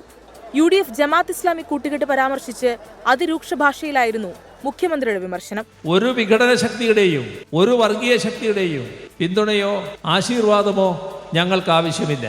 4 വോട്ടിന് വേണ്ടി രാഷ്ട്രീയ ചെറ്റത്തരം കാണിക്കുന്ന ഒരു മുന്നണിയല്ല LDF. LDF സ്ഥാനാർത്ഥി സ്വരാജിന്റെ പഞ്ചായത്ത് പര്യടനം ഇന്ന് മൂത്തേടത്തായിരുന്നു. NDA സ്ഥാനാർത്ഥി മോഹൻ ജോർജിന്റെ വോട്ടഭ്യർത്ഥന മൂത്തേടം പഞ്ചായത്ത് കേന്ദ്രീകരിച്ചു. വഴിക്കടവ് ചുങ്കത്തറ പഞ്ചായത്തുകൾ കേന്ദ്രീകരിച്ചായിരുന്നു UDF സ്ഥാനാർത്ഥി ആര്യാടൻ ഷൗക്കത്തിന്റെ പര്യടനം. ആര്യാടൻ ഷൗക്കത്തിനായി വയനാട് MP പ്രിയങ്ക ഗാന്ധി നാളെ മണ്ഡലത്തിലെത്തും. മൂത്തേടത്തും നിലമ്പൂരിലും പൊതുയോഗങ്ങളിൽ പങ്കെടുക്കും. വയനാട് മണ്ഡലത്തിലെത്തിയ പ്രിയങ്ക ഗാന്ധി UDF വൻ വിജയം നേടുമെന്ന് മാധ്യമങ്ങളോട് പ്രതികരിച്ചു. We are fighting very well for the bypoll and we are very hopeful of a good victory in it. കഴിഞ്ഞ ദിവസങ്ങളിൽ പരസ്യപ്രചാരണത്തിൽ സജീവമല്ലാതിരുന്ന സ്വതന്ത്ര സ്ഥാനാർത്ഥി PV അൻവർ ഇന്ന് വൻ വാഹന പ്രചാരണത്തിനാണ് തുടക്കമിട്ടത്. വാഹന പ്രചാരണ റാലിയുടെ ഫ്ളാഗ് ഓഫ് PV അൻവർ നിർവഹിച്ചു. PV അൻവറിന് വോട്ട് അഭ്യർത്ഥിക്കാൻ തൃണമൂൽ MP യൂസഫ് പത്താൻ നാളെ മണ്ഡലത്തിലെത്തും. ടീം 24 നിലമ്പൂർ. പാലക്കാട് ഉപതെരഞ്ഞെടുപ്പിന് പിന്നാലെ നിലമ്പൂരിലും പരിശോധനാ വിവാദം. ഷാഫി പറമ്പിൽ MPയും രാഹുൽ മാങ്കൂട്ടത്തിൽ MLAയും സഞ്ചരിച്ച വാഹനത്തിൽ പരിശോധന നടത്തിയതാണ് വിവാദത്തിന് തിരികൊളുത്തിയത്. പരിശോധനയല്ല, അപമാനിക്കാനുള്ള ശ്രമമാണ് നടന്നതെന്ന് നേതാക്കൾ പിന്നീട് പ്രതികരിച്ചു. മലപ്പുറം ജില്ലാ കളക്ടർ തെരഞ്ഞെടുപ്പ് കമ്മീഷന് ഇത് സംബന്ധിച്ച് റിപ്പോർട്ട് നൽകിയിട്ടുണ്ട്. ഞങ്ങളിത് ആദ്യമായിട്ട് പൊട്ടിമുളച്ചിട്ട് MLA MP ആയതല്ല, അതൊക്കെ കണ്ടിട്ട് തന്നെയാണ് വരുന്നത് കേട്ടോ. മോനാപ്പെട്ടി ഉള്ളു തുറന്നില്ല. MPമാരുടെ വണ്ടി മാത്രം MPമാരുടെ വണ്ടി ചെയ്തോട്ടെ, UDFന്റെ മാത്രം. ഇന്നലെ രാത്രി വടപുറത്ത് നടന്ന പരിശോധനയുടെയും തർക്കത്തിന്റെയും ദൃശ്യങ്ങളാണിത്. മെയ് 28 മുതൽ മണ്ഡലത്തിലേക്ക് വരുന്ന എല്ലാ വാഹനങ്ങളും അതിർത്തിയായ വടപുറത്ത് വെച്ച് തിരഞ്ഞെടുപ്പ് കമ്മീഷന്റെ പ്രത്യേക സ്ക്വാഡ് പരിശോധിക്കുന്നുണ്ട്. ഇന്നലെ രാത്രി 10 മണിയോടെ എത്തിയ ജനപ്രതിനിധികളുടെ വാഹനം സംഘം തടഞ്ഞു. ഷാഫി പറമ്പിലാണ് വാഹനം ഓടിച്ചിരുന്നത്. രാഹുൽ മാങ്കൂട്ടത്തിലും ഇതിലുണ്ടായിരുന്നു. പെട്ടി പരിശോധിച്ചെങ്കിലും വസ്ത്രങ്ങളും പുസ്തകങ്ങളുമാണ് ഉണ്ടായിരുന്നത്. അപമാനിക്കുന്ന രീതിയിലാണ് ഉദ്യോഗസ്ഥർ പെരുമാറിയതെന്ന് ഷാഫി പറമ്പിൽ. പൂർണ്ണമായും ആ പരിശോധനയായിട്ട് സഹകരിച്ചിട്ടുണ്ട്. ഞങ്ങൾ അവിടെ വണ്ടി നിർത്താതെ പോയിട്ടില്ല, വണ്ടി നിർത്തിയിട്ടുണ്ട്, ഡിക്കി തുറക്കാതിരുന്നിട്ടില്ല, പെട്ടി പുറത്തെടുക്കാതിരുന്നിട്ടില്ല, പെട്ടി തുറക്കാതിരുന്നിട്ടില്ല, എല്ലാം ചെയ്തിട്ടുണ്ട്. അപ്പൊ ഇതിന്റെ ഇന്റൻഷൻ എന്താണ് എന്നുള്ളത് സ്വാഭാവികമായും ആ സമയത്തൊരു സംശയം തോന്നി. MPയുടെ മുഖത്തേക്ക് ടോർച്ച് അടിക്കുന്നു. ഓക്കെ, ആയിക്കോട്ടെ. എന്നിട്ട് ടോർച്ച് വെച്ചിട്ട് തന്നെ, ഒരു വാക്കുപോലുമില്ല, ടോർച്ച് വെച്ചിട്ട് തന്നെ വളരെ ഇൻസൾട്ടിംഗ് ആയിട്ട് പുറത്തേക്ക് ഇറങ്ങാൻ പറയുന്നു. പെട്ടിയെടുത്ത് വെളി വെക്കാൻ പറയുന്നു. പെട്ടിയെടുത്ത് വെളി വെക്കുന്നു. അത് കഴിയുമ്പോൾ തിരിച്ചെടുത്ത് വെക്കാൻ പറയുന്നത് അത് ഇൻസൾട്ട് ചെയ്യാൻ വേണ്ടിയിട്ടാണ്, അത് പരിശോധിക്കാൻ വേണ്ടിയിട്ടല്ല. ഞങ്ങളവിടെ സൂചിപ്പിക്കാൻ നീ വരണ്ട, അതിന്റെ കൈ വെച്ചിരുന്നാൽ മതി. അങ്ങനെ സൂചിക്കുന്ന ആളുകളുമല്ല കേട്ടോ. നിന്റെ സർവീസിനുള്ള പാരിതോഷികം തരാം, അത് തരാം കേട്ടോ. സർവീസിനുള്ള പാരിതോഷികം നൽകുമെന്ന് ഉദ്യോഗസ്ഥരോട് രാഹുലിന്റെ ഭീഷണി. അതേസമയം ഈ വടപുറത്ത് 24 മണിക്കൂറും വാഹന പരിശോധന നടക്കുന്നുണ്ട്. ജനപ്രതിനിധികളുടെയും നേതാക്കളുടെയും ഉൾപ്പെടെ എല്ലാ വാഹനങ്ങളും പരിശോധിക്കുന്നുണ്ടെന്ന് ഉദ്യോഗസ്ഥർ 24-നോട്. സംശയാസ്പദമായ സാഹചര്യത്തിൽ മാത്രമേ സൂക്ഷ്മമായിട്ട് പരിശോധിക്കുള്ളൂ. നോർമൽ കണ്ടീഷനിൽ വാഹനം തുറന്ന് പരിശോധിച്ച് പ്രത്യേകിച്ച് എന്തെങ്കിലും ഉണ്ടോ എന്നുള്ളത് കൃത്യമായിട്ട് പരിശോധിക്കും. ഇന്നിപ്പോ രാവിലെ K രാധാകൃഷ്ണൻ MPയുടെ പരിശോധിച്ചിട്ടുണ്ട്. അതുപോലെ അബ്ദുൽ വഹാബ് MPയുടെ വാഹനവും പരിശോധിച്ചിട്ടുണ്ട്. പിന്നെ ഒരു മജിസ്ട്രേറ്റിന്റെ വാഹനം പോയത് പരിശോധിച്ചിട്ടുണ്ട്. മന്ത്രി V അബ്ദുറഹ്മാന്റെയും PK ബിജുവിന്റെയും ഉൾപ്പെടെയുള്ള വാഹനങ്ങളും പരിശോധിച്ചു. മലപ്പുറം ജില്ലാ കളക്ടർ തിരഞ്ഞെടുപ്പ് കമ്മീഷന് റിപ്പോർട്ട് നൽകി. സാധാരണ പരിശോധനയാണ് നടന്നതെന്നും അസ്വാഭാവികമായി ഒന്നും കണ്ടെത്തിയിട്ടില്ലെന്നും റിപ്പോർട്ടിൽ പറയുന്നു. ടീം 24 നിലമ്പൂർ. അതേസമയം നിലമ്പൂരിലെ പെട്ടി പരിശോധനാ വിവാദം ചർച്ചയാക്കാതെയാണ് UDFന്റെ പ്രചാരണം.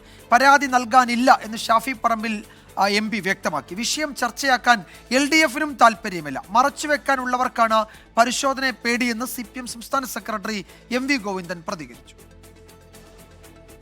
പാലക്കാട്ടെ നീലപ്പെട്ടിയിൽ നിന്ന് നിലമ്പൂരിലെ പുത്തൻപെട്ടിയിലെത്തുമ്പോൾ ആഞ്ഞുകത്തിയ വിവാദം എരിഞ്ഞടങ്ങുന്ന നിലയിലായി. തെരഞ്ഞെടുപ്പ് കമ്മീഷൻ പരിശോധന വിവാദമാക്കേണ്ടെന്നാണ് UDF തീരുമാനം. അല്ല, ഞങ്ങൾക്ക് പരാതിയൊന്നുമില്ല. എന്തിനാ പരാതി? പാലക്കാട്ടെ പെട്ടി വിവാദം തിരിച്ചടിയായതിന്റെ ഓർമ്മകൾ CPIMനുമുണ്ട്. ഇക്കാര്യത്തിൽ പ്രതികരണങ്ങൾക്കപ്പുറം പോകാൻ CPIMുമില്ല. ഇലക്ഷൻ കമ്മീഷന്റെ ഭാഗമായിട്ടുള്ള പരിശോധന ഉണ്ടാവും. പരിശോധനയുടെ ഭാഗമായിട്ട് നിരവധി വാഹനങ്ങൾ പരിശോധിച്ചിട്ടുണ്ട്. അതിലെന്താ ഇപ്പോൾ അത്ഭുതമുള്ളത്? മറച്ചു വെക്കാനുള്ളവർക്ക് പരിശോധിക്കുന്നതിന്റെ ഭാഗമായിട്ട് അമർഷവും പ്രതിഷേധവും രൂപപ്പെട്ടു വരാം. പരിശോധനയ്ക്ക് പിന്നിൽ രാഷ്ട്രീയ നീക്കമെന്ന KPCC പ്രസിഡന്റ് സണ്ണി ജോസഫ് ആരോപിച്ചെങ്കിലും പ്രതിപക്ഷ നേതാവ് പ്രതികരണത്തിന് തയ്യാറായില്ല. അനാവശ്യ വിവാദങ്ങളിൽ അദ്ദേഹത്തിനും അതൃപ്തിയുണ്ട് എന്നാണ് സൂചന. 24 നിലമ്പൂർ. ഇടുക്കി പീരുമേട്ടിൽ ആദിവാസി യുവതി വനത്തിൽ വെച്ച് മരിച്ചതിൽ വഴിത്തിരിവ്. പ്ലാക്കത്തിടം സ്വദേശി സീത കൊല്ലപ്പെട്ടത് കാട്ടാനയുടെ ആക്രമണത്തിലല്ലെന്ന് പ്രാഥമിക പോസ്റ്റ്മോർട്ടം റിപ്പോർട്ട്. ക്രൂര കൊലപാതകമെന്നാണ് നിഗമനം.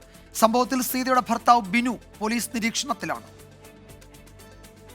ഇവിടെ തട്ടി എറിയുന്ന കണ്ടപ്പോൾ ഞാൻ മുമ്പിലോട്ട് ചാടിക്കൊടുത്ത അങ്ങനെ എടുത്ത് ചവിട്ടാണ് എങ്ങനെയൊന്നും അറിയാൻ പറ്റിയില്ല, കാണാൻ പറ്റിയില്ല. എന്നെ തട്ടി എറിഞ്ഞു കൊടുത്ത് എന്നെ തട്ടി എറിഞ്ഞ് അവളുടെ അടുത്തോട്ട് പിന്നെ ഞാൻ തിരിഞ്ഞു പോയി. ബിനു ഈ പറഞ്ഞ പോലെ പോസ്റ്റ്മോർട്ടം പരിശോധനയിൽ സീത വന്യമൃഗാക്രമണത്തിനിരയായതിന്റെ ലക്ഷണങ്ങളൊന്നുമില്ല. എന്നാൽ സീതയുടെ തല മരത്തിൽ ബലമായി ഇടിപ്പിച്ചതിന് സമാനമായ പരിക്കുണ്ട്. മുഖത്തും കഴുത്തിലും മൽപ്പിടുത്തം നടന്ന പാടുകൾ, കഴുത്തിന് ശക്തമായി അമർത്തിപ്പിടിച്ചതിന്റെയും മുഖത്ത് 2 കൈകൊണ്ടും അടിച്ചതിന്റെയും ലക്ഷണം. മുൻപിൽ നിന്ന് ആക്രമണം നേരിട്ട് താഴേക്ക് മലർന്ന് പാറയുടെ മുകളിൽ വീണിട്ടുണ്ടാവാം. കാലിൽ പിടിച്ച് വലിച്ചിഴച്ചതിന്റെയും അടയാളങ്ങൾ. വാരിയെല്ലുകൾ പൊട്ടി ശ്വാസകോശത്തിൽ തറച്ചുകയറി. നാഭിക്ക് തൊഴിയേറ്റ പരിക്കുമുണ്ട്. ഇതെല്ലാമാണ് കൊലപാതകമാണെന്ന് സ്ഥിരീകരിച്ചത്. കാട്ടാന ആക്രമണത്തിലല്ല സീത മരിച്ചതെന്ന സംശയം ഇന്നലെ തന്നെ ഉണ്ടായിരുന്നുവെന്ന് കോട്ടയം DFOയും പറഞ്ഞു. വനംവകുപ്പിന് ഇക്കാര്യത്തിൽ ഒരു സംശയമുണ്ടെന്നും, അതായത് പ്രത്യക്ഷത്തിൽ ഇങ്ങനെയുള്ള മുറിവുകളും അതായത് ഇദ്ദേഹത്തിൻ്റെ മൊഴികളും എല്ലാം തമ്മിൽ ചെറിയ ചെറിയ പ്രശ്നം. കാരണം ഈ സംഭവം നടക്കുന്ന സ്പോട്ടിൽ ഇവർ രണ്ടുപേരും മാത്രമേ ഉണ്ടായിരുന്നുള്ളൂ. ഇവരുടെ മക്കളെ കൂടെ ഉണ്ടായിരുന്നു. അവർ പക്ഷേ പിന്നിലായിരുന്നു എന്നാണ് ബിനുവിൻ്റെ മൊഴിയിൽ പറഞ്ഞത്. അപ്പോൾ അതുകൊണ്ട് ആ കാര്യങ്ങളിലെല്ലാം ഒരു സംശയമുണ്ട്. അതുകൊണ്ട് ഈ ഇൻക്വസ്റ്റും പോസ്റ്റ്മോർട്ടവും അതിൻ്റേതായ രീതിയിൽ കൃത്യമായി ഉണ്ടാകണം എന്നുള്ളൊരു കാര്യം പോലീസിനെ അറിയിച്ചിട്ടുണ്ടായിരുന്നു. സീതയുടെ ഭർത്താവ് ബിനു കൊലപാതകം നടത്തിയെന്നാണ് പോലീസിന്റെ സംശയം. ഇയാളെ പോലീസ് വിശദമായി ചോദ്യം ചെയ്യും. ഇന്നലെ ഉച്ചയോടെയാണ് വനവിഭവങ്ങൾ ശേഖരിക്കാൻ പോയ സീത കാട്ടാന ആക്രമണത്തിൽ മരിച്ചു എന്ന വിവരം പുറത്തേക്ക് വരുന്നത്. എന്നാൽ ഇന്ന് നടത്തിയ പോസ്റ്റ്മോർട്ടം പരിശോധനയിലാണ് ഈ വഴിത്തിരിവ്. സുമിത്തിനൊപ്പം രാഹുൽ വിജയൻ, 24 ഇടുക്കി. തൃശൂർ മുപ്ലിയത്ത് വനംവകുപ്പ് ഉദ്യോഗസ്ഥർ പിടികൂടിയത് മ്ലാവിറച്ചി അല്ലെന്ന് തെളിഞ്ഞു. പോത്തിറച്ചി എന്ന് പരിശോധനാ ഫലം. മ്ലാവിറച്ചി കൈവശം വെച്ചെന്നാരോപിച്ച് ചാലക്കുടിയിലെ ചുമട്ടുതൊഴിലാളി സുജീഷും ജോബിയും 35 ദിവസമാണ് ജയിലിൽ കിടന്നത്. പ്രതികൾക്ക് ഹൈക്കോടതിയാണ് ജാമ്യം അനുവദിച്ചത്. കഴിഞ്ഞ സെപ്റ്റംബറിലാണ് മ്ലാവിറച്ചി കഴിച്ചുവെന്നാരോപിച്ച് ജോബിയും സുജീഷും ഉൾപ്പെടെ 6 പേരെ ചാലക്കുടി ഡിവൈഎസ്പിയുടെ നേതൃത്വത്തിൽ അറസ്റ്റ് ചെയ്തത്. മ്ലാവിനെ വേട്ടയാടി പാകം ചെയ്തു തുടങ്ങിയ വകുപ്പുകളാണ് ഇവർക്കെതിരെ ചുമത്തിയത്. കേസിൽ പ്രതികൾ ജയിൽവാസം അനുഭവിച്ചത് 35 ദിവസമാണ്. പിന്നീട് ഹൈക്കോടതിയിലെത്തിയാണ് ജാമ്യം നേടിയത്. ഈ കേസിലാണ് ശാസ്ത്രീയ പരിശോധനയിൽ നിർണായക വിവരം പുറത്തുവന്നിരിക്കുന്നത്. പ്രതികൾ കഴിച്ചത് മ്ലാവിറച്ചിയല്ല, കന്നുകാലി വിഭാഗത്തിൽപ്പെടുന്ന ഇറച്ചിയാണെന്നാണ് പരിശോധനാ ഫലം. പോലീസും വനംവകുപ്പ് ഉദ്യോഗസ്ഥരും മർദ്ദിച്ച് തെറ്റായ മൊഴി നൽകിപ്പിച്ചു എന്നാണ് ആരോപണം. ഇന്ന് വരെ എന്നെ പണിക്ക് ഇതുവരെ കയറ്റിയിട്ടില്ല. ഇപ്പോൾ 10 മാസമായി. എൻ്റെ വീട്ടിൽ എങ്ങനെയാ എന്താന്ന് ഞാൻ എല്ലാവരുടെ അടുത്തും ഞാൻ കരഞ്ഞും കാല് പിടിച്ചു നോക്കി. പരിശോധനയുടെ റിസൾട്ട് ഇന്നാണ് എനിക്ക് കിട്ടുന്നത്. അപ്പോൾ ഇന്ന് ഞാനത് യൂണിയൻ്റെ ഭാരവാഹികൾക്ക് അയച്ചു കൊടുത്തു. ഫോറസ്റ്റുകാർക്ക് എന്തോ മുൻവൈരാഗ്യത്തിൻ്റെ പേരിൽ ഇദ്ദേഹത്തെ കൊടുക്കണമെന്നുള്ള ഉദ്ദേശത്തോടു കൂടി തന്നെയാണെന്ന് അവർ പ്രവർത്തിച്ചത്. ഇതിൻ്റെ അടിസ്ഥാനത്തിൽ അന്ന് കേസെടുക്കുകയും അദ്ദേഹം റിമാൻഡിൽ പോവുകയും ഹൈക്കോടതി ജാമ്യം അനുവദിച്ച് അദ്ദേഹം റിലീസ് ചെയ്യുകയും ചെയ്തു. ഫോറൻസിക് സയൻസ് ലാബിലേക്ക് ഇതിൻ്റെ റിപ്പോർട്ടിന് വേണ്ടി ഫോർവേഡ് ചെയ്തിരുന്നു. ഇത് സാമ്പാർ ഡിയർ അല്ല, നേരെ മറിച്ച് കാറ്റിലാണെന്നുള്ള കാര്യം നമ്മൾ ഈ റിപ്പോർട്ട് കൊണ്ട് കാണുന്നത്. FIR റദ്ദാക്കണമെന്നും ഉദ്യോഗസ്ഥർക്കെതിരെ നടപടിയെടുക്കണമെന്നും ആവശ്യപ്പെട്ട് ഹൈക്കോടതിയെ സമീപിക്കാനാണ് പ്രതികളുടെ തീരുമാനം. എന്നാൽ കൃത്യമായ തെളിവുകളുടെയും മൊഴികളുടെയും അടിസ്ഥാനത്തിലാണ് അറസ്റ്റ് എന്നാണ് വനംവകുപ്പിന്റെ വിശദീകരണം. 24 തൃശൂർ. കോഴിക്കോട് കുറ്റ്യാടിയിൽ സ്ത്രീകളുടെ താമസ സ്ഥലത്ത് ഒളിക്യാമറ വെച്ച ലാഭ നടത്തിപ്പുകാരൻ അറസ്റ്റിൽ. അരീക്കര സ്വദേശി അസ്ലമാണ് അറസ്റ്റിലായത്. നാട്ടുകാർ പിടികൂടി പോലീസിൽ ഏൽപ്പിക്കുകയായിരുന്നു. ഇന്നലെ രാത്രി 9 മണിക്കാണ് സംഭവം. കുറ്റ്യാടി താലൂക്ക് ആശുപത്രിക്ക് സമീപത്തെ അരീക്കര ലാബിലെയും സമീപത്തെ ആരോഗ്യ സ്ഥാപനങ്ങളിലെയും ജീവനക്കാർ താമസിക്കുന്ന സ്ഥലത്താണ് ഒളിക്യാമറ വെച്ചത്. ശുചിമുറിക്ക് സമീപം മൊബൈൽ ക്യാമറയുമായി നിൽക്കുകയായിരുന്നു പ്രതി. ഇതുകണ്ട യുവതി ബഹളം വെക്കുകയും പിന്നീട് CCTV പരിശോധിക്കുകയും ചെയ്തു. ഇതോടെയാണ് അസ്ലമാണിതെന്ന് വ്യക്തമായത്. ഉടൻ നാട്ടുകാർ പിടികൂടി പോലീസിൽ ഏൽപ്പിച്ചു.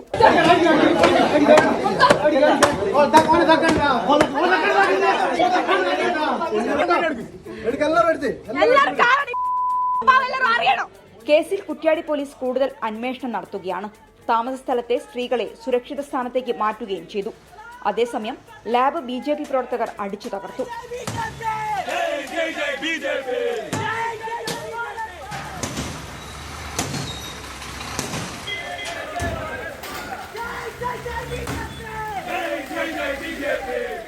കോഴിക്കോട്. കോഴിക്കോട് മലാപ്പറമ്പ് സെക്സ് റാക്കറ്റ് കേസിൽ പ്രതിയായ പോലീസുകാരിൽ ഒരാളുടെ പാസ്പോർട്ട് പിടിച്ചെടുത്തു. ഡ്രൈവർ ഷൈജിത്തിന്റെ പാസ്പോർട്ടാണ് പിടിച്ചെടുത്തത്. അതേസമയം പ്രതികളായ ഷൈജിത്തും സനിത്തും ഒളിവിലാണ്.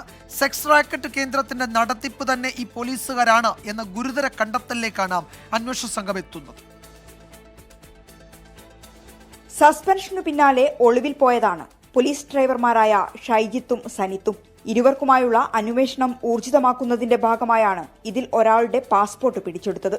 ഷൈജിത്തിന്റെ പാസ്പോർട്ടാണ് നടക്കാവ് പോലീസ് പിടിച്ചെടുത്തത്. അതേസമയം സനിത്തിന് പാസ്പോർട്ടില്ല. കേസിലെ മറ്റൊരു പ്രതിയായ അമനീഷ് കുമാർ വിദേശത്താണ്. അമനീഷ് കുമാറാണ് ഈ കെട്ടിടം വാടകയ്ക്ക് വാങ്ങിയത്. ഇയാളെ നാട്ടിലെത്തിക്കാനുള്ള നീക്കം അന്വേഷണ സംഘം തുടങ്ങി. വലിയ രീതിയിൽ വിദേശത്തുള്ള അമനീഷുമായി പോലീസുകാർ സാമ്പത്തിക ഇടപാടുകൾ നടത്തിയതായി അന്വേഷണത്തിൽ വ്യക്തമായിരുന്നു. സെക്സ് റാക്കറ്റ് കേന്ദ്രം പ്രവർത്തിച്ചത് ഇവരുടെ സഹായത്തോടെയാണ്.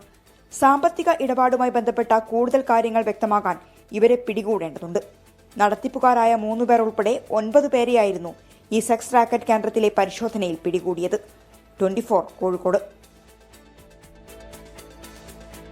കണ്ണൂർ ബിഷപ്പ് ഹൌസിൽ കയറി വൈദികനെ കുത്തിപ്പരിക്കേൽപ്പിച്ച പ്രതി അറസ്റ്റിലായി. കാസർഗോഡ് ഭീമനടി സ്വദേശി മുഹമ്മദ് മുസ്തഫയാണ് പിടിയിലായത്.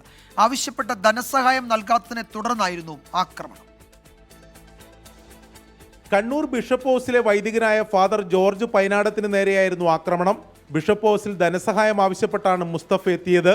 ബിഷപ്പിന്റെ നിർദ്ദേശപ്രകാരം മുസ്തഫ ഓഫീസ് ചുമതലയിലുണ്ടായിരുന്ന ഫാദർ ജോർജ് പൈനാടത്തിനെ കണ്ടു. എന്നാൽ മുസ്തഫ ആവശ്യപ്പെട്ട പണം നൽകാൻ വൈദികൻ തയ്യാറായില്ല.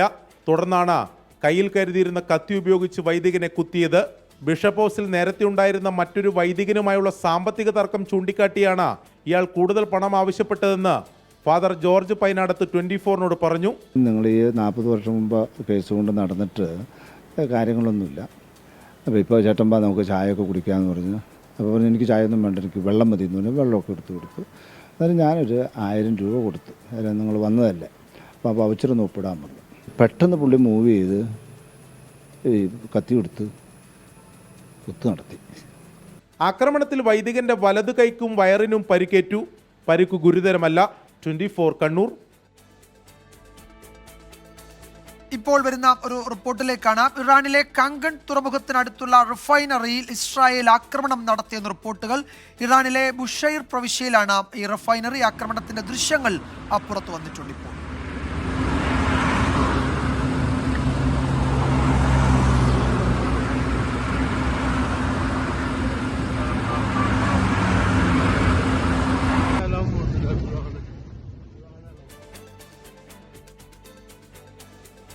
CPI സംസ്ഥാന സെക്രട്ടറി ബിനോയ് വിശ്വത്തിനെതിരായ വിവാദ ശബ്ദരേഖയിൽ ഖേദപ്രകടനവുമായി CPI നേതാക്കൾ. സംസ്ഥാന നിർവാഹക സമിതി അംഗം കമല സദാനന്ദനും എറണാകുളം ജില്ലാ സെക്രട്ടറി KM ദിനകരനും ഫോണിലൂടെ ബിനോയ് വിശ്വത്തോട് ഖേദപ്രകടനം നടത്തി.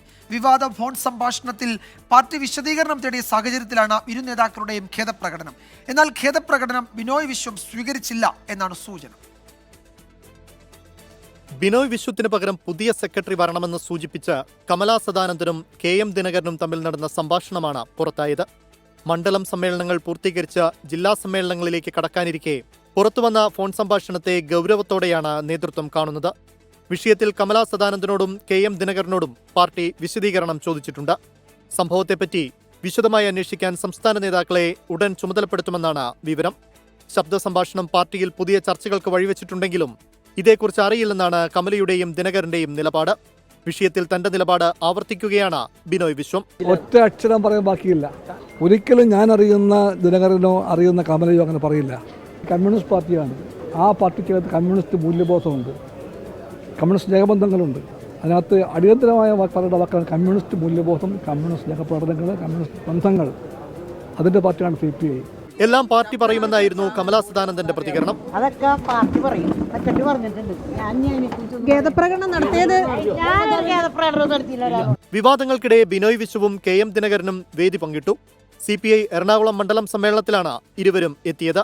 നേതാക്കളുടെ ഫോൺ സംഭാഷണം വിഭാഗീയതയുടെ ഭാഗമായി ചിലർ ആസൂത്രിതമായി പുറത്തുവിട്ടതാണെന്ന് അഭിപ്രായപ്പെടുന്നവരും പാർട്ടിയിലുണ്ട്. 24 ആലപ്പുഴ. ദേശീയ തലത്തിലെ മെഡിക്കൽ എൻട്രൻസ് നീറ്റ് UG 2025 പരീക്ഷയിൽ ഉജ്ജ്വല വിജയം നേടി പാല ബ്രില്യൻറ്റ് സ്റ്റഡീസ് സെന്റർ. കോഴിക്കോട് സ്വദേശിനി ദീപ്നിയ കേരളത്തിൽ ഒന്നാമതെത്തി. ആദ്യ 10 റാങ്ക് നേടിയ മലയാളികളിൽ 8 വിദ്യാർത്ഥികളും ബ്രില്യൻറ്റിൽ പരിശീലനം നേടിയവരാണ്. ഈ വർഷത്തെ നീറ്റ് UG പരീക്ഷയിലും പതിവ് പോലെ പാലാ ബ്രില്യൻറ്റ് സ്റ്റഡി സെന്ററിന് തിളക്കമാർന്ന നേട്ടം. കോഴിക്കോട് സ്വദേശിനി ദീപ്നിയ DB-യാണ് കേരളത്തിൽ 1ാം റാങ്ക് കരസ്ഥമാക്കിയത്. അധ്യാപക ദമ്പതികളായ ദിനേശിന്റെയും ബിജിയുടെയും മകളായ ദീപ്നിയ അഖിലേന്ത്യാ തലത്തിൽ 109ാം റാങ്കും പെൺകുട്ടികളിൽ 18ാം റാങ്കും നേടി. ഷെഫിൻ മൻസൂർ KP അഖിലേന്ത്യാ തലത്തിൽ 200ാം റാങ്കോടെ കേരളത്തിൽ 2ാമതെത്തി. സബീഹ ബായ് 3-ാം സ്ഥാനവും NR രാമനാഥ് 4-ാം സ്ഥാനവും കരസ്ഥമാക്കി. ചെൽസി എസ് തെരേസ കേരളത്തിൽ 5-ാം സ്ഥാനത്താണ്. ബ്രില്യന്റിലെ 26 വിദ്യാർത്ഥികളാണ് അഖിലേന്ത്യാ റാങ്കിങ്ങിൽ 1000-നുള്ളിൽ ഇടം പിടിച്ചത്. 5000 റാങ്കിനുള്ളിൽ 273 വിദ്യാർത്ഥികളും 10000 റാങ്കിനുള്ളിൽ 610 വിദ്യാർത്ഥികളും ഇടം നേടി. ഇത്തവണത്തെ നീറ്റ് UG പരീക്ഷയിൽ 82% വിജയം നേടിയിരിക്കുകയാണ് പാലാ ബ്രില്യന്റ് സ്റ്റഡി സെന്റർ. ഓരോ വർഷവും നിരവധി മലയാളി വിദ്യാർത്ഥികളാണ് ബ്രില്യന്റിലൂടെ MBBS സ്വപ്നം സാക്ഷാത്കരിക്കുന്നത്. 24 കോട്ടയം. 24 കണക്റ്റും കെ ചിറ്റിലപ്പള്ളി ഫൗണ്ടേഷനും ചേർന്ന് നടപ്പാക്കുന്ന ഭവന പദ്ധതിയിൽ കോട്ടയം ജില്ലയിലെ 7ാമത്തെ വീടിന്റെ തറക്കല്ലിടൽ നടന്നു. ഏറ്റുമാനൂർ വെട്ടിമുകൾ സ്വദേശി അമ്പിളിമോൾക്കും കുടുംബത്തിനുമാണ് സ്വപ്ന ഭവനമൊരുങ്ങുന്നത്. അടച്ചുറപ്പുള്ള ഒരു വീട് വെച്ച് അന്തിയുറങ്ങണമെന്നത് അമ്പിളിമോളുടെയും ഭർത്താവ് അജിമോന്റെയും സ്വപ്നമായിരുന്നു. വളർന്നു വരുന്ന 2 കുട്ടികൾക്ക് വേണ്ടി ആ സ്വപ്നം യാഥാർത്ഥ്യമാക്കാൻ അവർ പരിശ്രമിച്ചു. സർക്കാർ പദ്ധതികളിൽ വരെ അപേക്ഷിച്ചെങ്കിലും ഒന്നും നടപ്പായില്ല. ആ അവസ്ഥയിലാണ് 24 കണക്റ്റും ചിറ്റിലപ്പള്ളി ഫൗണ്ടേഷനും ഇവർക്ക് കൈത്താങ്ങായത്. ജീവിതത്തിൽ വളരെ സന്തോഷമാണ്. ജീവിതത്തിൽ ഞങ്ങൾ 5 വർഷങ്ങളായി 9 വർഷങ്ങളായി ഞങ്ങൾ വാടകയ്ക്ക് താമസിക്കുമായിരുന്നു. ദൈവാനുഗ്രഹിച്ചു ഇങ്ങനൊരു വീട് കിട്ടിയതിന് നന്ദി പറയുന്നു. ഏറ്റുമാനൂർ വെട്ടിമുകളിലുള്ള സ്ഥലത്ത് കഴിഞ്ഞ ദിവസം തറക്കല്ലിടൽ നടന്നു. എത്രയും വേഗം നിർമ്മാണം പൂർത്തിയാക്കാനാണ് തീരുമാനം. അർഹതയുള്ളവർക്ക് സഹായമാകുക എന്നതാണ് പദ്ധതിയുടെ ലക്ഷ്യമെന്ന് ചടങ്ങിൽ പങ്കെടുത്ത 24 കണക്ട് കോട്ടയം കോർഡിനേറ്റർ ബിനു വർഗീസ് പറഞ്ഞു. കോട്ടയം ജില്ലയിലെ അവസാനത്തെ വീടാണ്, 7ാമത്തെ വീട്. അതിൻ്റെ ഇന്ന് തറക്കല്ലിടലാണ്. അർഹതപ്പെട്ട കൈകളിൽ തന്നെ കൊടുക്കാൻ സാധിച്ചു. ആ സന്തോഷമുണ്ട്. കൃത്യമായ അന്വേഷണത്തിൽ നമ്മളിവിടെ മെമ്പറെ കാണും. അതുപോലെ തന്നെ ഇവിടെയുള്ള പ്രധാനപ്പെട്ട ആൾക്കാരോട് ചോദിക്കുക, അയലോക്കത്ത് വന്ന് അന്വേഷിക്കുക. അതുപോലെ തന്നെ മെമ്പർ പിന്നെ പഞ്ചായത്തിലും ഒക്കെ വന്ന് അന്വേഷിക്കുക. കോട്ടയം ജില്ലയിൽ 7 പേർക്കാണ് വീട് വെച്ച് നൽകുന്നത്. ഇതിൽ പൂർത്തിയായ ആദ്യ വീടിന്റെ താക്കോൽദാനം കഴിഞ്ഞ ദിവസം നടന്നിരുന്നു. 24 കോട്ടയം. ഈ റിപ്പോർട്ടോടെ വാർത്താമഴ അവസാനിക്കും.